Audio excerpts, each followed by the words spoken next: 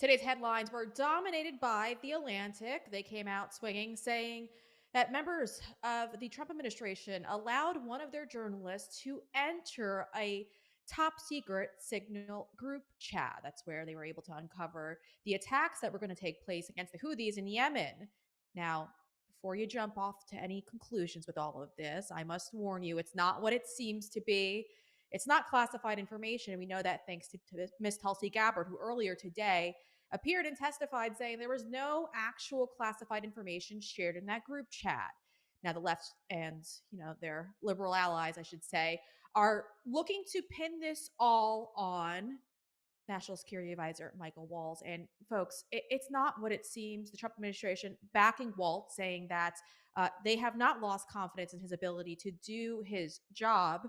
So there's nothing to fear. Joining me now to discuss is Congressman Scott Perry from the great state of Pennsylvania. Congressman, I want to thank you for jumping on with us today. We greatly appreciate your time. I wanted to get your take on all of this because the mainstream media seems to be pumping up this story, but the White House is saying there's really nothing to see here as of right now, that they're still confident in Walt's ability to do his job.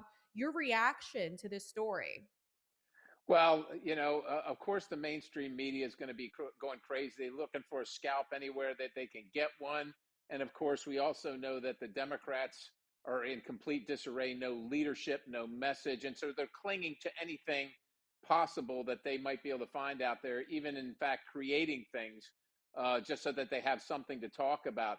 In this case, I got to tell you, as a member of the Intelligence Committee, I'm waiting for all the facts that come out before I really render any judgment, and we're still waiting on some of that stuff. I know the president announced today that they were looking to see how a person that shouldn't have been on a thread was on a thread. So those are all the things that we need. The good news is that we're taking affirmative action to clear the sea lanes and make freedom of navigation around the world yet possible again after 4 years of a Biden administration that let guys in flip-flops run driving around in john boats take over and defeat, essentially the most powerful navy in the world. That is over. We're hitting the Houthi targets, and Iran's proxy in Yemen is now going to be on the run. That's the good news, and of course, that's the news that mainstream media and the left never wants to talk about. Yeah, they never want to talk about it. And they also are trying their very best to create a wedge between members of his administration and the president. We see it happening also with Elon Musk as well. So it's a swing and a miss, I think, at this point. But like you said, the president's still going to be investigating and looking into this to see how this all unraveled. I wanted to get your also take on something else that you have pushed forward. You're a co-sponsor of the No Propaganda Act, which you're a big fan Yes. of because it's meant to defund all of these outlets that are pushing the left's narrative, but they're also collecting US taxpayer money. So Right. tell us a little bit about this. Well, we want to defund and essentially stop taxpayer funding of national public radio and the national public broadcasting system. What it is and what it was designed to be is, an outlet for broadcast, so radio and TV that you could get paid for by the federal government for things like the kind of program that we all would think would be on there, and also, but emergency programming, but things that generally is seen as the private sector wouldn't pay for through commercial advertisement. Unfortunately, over time, what it's turned into is a propaganda outlet for leftist causes and left-wing agitprop and propaganda generally.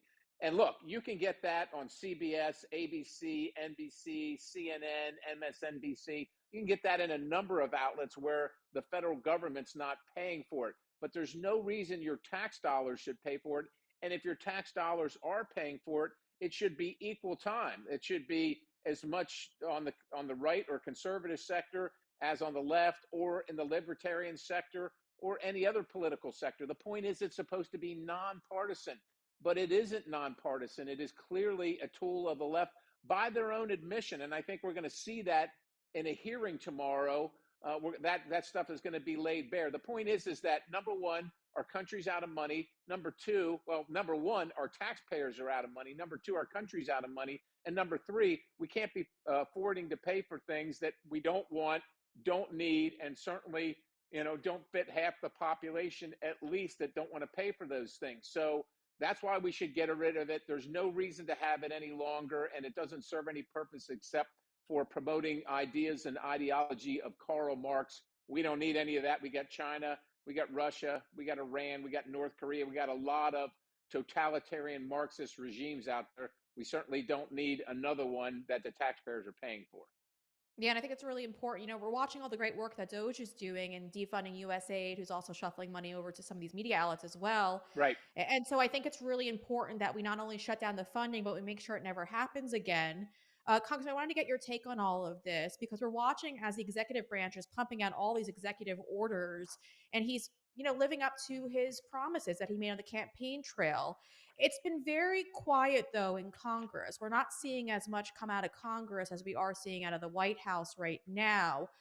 What do you think in regards to all of that? And what could Congress be doing to make sure that they're pushing forward President Trump's agenda and to make sure that in 4 years from now, there's another, let's say, Democrat in the White House, that they can't roll back these executive orders right. immediately? Well, each one of us should be taking in our offices. I know many of the offices, certainly Freedom Caucus members, are doing it, taking a look at the list of executive orders that the president has signed, turning that into legislative language, offering it as a bill, getting it through committee, getting it into the pipeline to be on the floor so that we can take a vote on it. Most Americans, certainly most Republicans agree. So if you agree with this stuff as a legislator, it should be your job to make sure that we codified in law. We're very happy that the president's using his executive authority to, clean this place up, try and drain the swamp and get America back on track again. But like you said, all it will take is a Democrat to show up in office, just like Joe Biden did, and wash away, a border that is 97, I think 97, somewhere between 97 and 99% more secure than it was 60 days ago. So we don't want that to happen. So we got to codify these things in law. Now, we're also working on the spending and the reconciliation, and some of these things are going to come through reconciliation. But while we're working on it, we got to be able to chew gum and walk at the same time. We should be offering these bills, making sure that they move through, not be distracted by crazy left-wing things, and codify these things, put them to the Senate. And I don't want to hear, well, we don't have 60 votes in the Senate. Let's send them over. Let's send our best product. And then, constituents can call their senators and say, why isn't this being voted on? And we can also call our senators and say, hey, we passed this. Let's go. If we can do it with a 2-seat majority over here, you can do it over there too. So let's get going and get a presidential signature.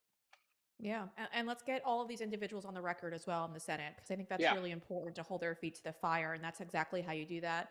Congressman Scott Perry, I want to thank you for your time. Thank you for joining the show today. We appreciate it. Well, thank you. God bless you. All right, if you follow me on social media, you're well aware I am a steak eater. I eat about one steak a day. I'm on the carnivore diet. It's worked out for me over the last year and a half. So if you're going to take any advice from me, this is what you're going to want to take me up on. You got to head over right now to ozarkwagyu.com. That's ozarkwagyu.com. It's a farm in Missouri. It's owned by a family, and their products are incredible. It's American Wagyu delivered to your front door. You're going to want to check it out because they just stocked up on a lot of their incredible items that were selling out. Things like the New York strip, which is amazing. I gotta tell you, I love it. It's my favorite cut. The Wagyu hot dogs are also amazing. It's all beef, no mystery meat. One of my favorites as well.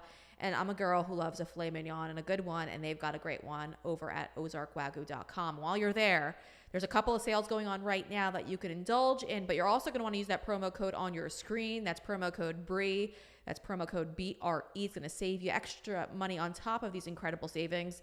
Now, folks, the best part about this website and this company itself is that it's going to deliver American Wagyu to your front door. It's amazing. It ships perfectly too, so you're really going to love that. But this is the price you're going to pay at the butcher. So why not go with a company that shares our values and it delivers to your front door? It is a family. It is a small farm that they own in Missouri, and they're willing to ship these products to you all directly. So head on over right now to ozarkwagyu.com. Use that promo code BRE. That's ozarkwagyu.com, promo code BRE to save.